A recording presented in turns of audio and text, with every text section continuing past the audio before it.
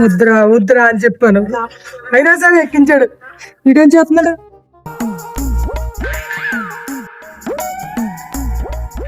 ఎందుకో ఏమిటో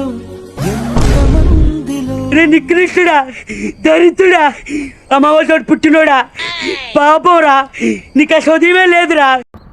ఒకడు బండి మీద అక్కడ పడిపోతే ఎట్టకండి నువ్వు వేరే భక్తి చేసి పాటలు వింటావురా, తప్పురా. అవును, గుద్దుడు ఎలా ఉన్నాడు?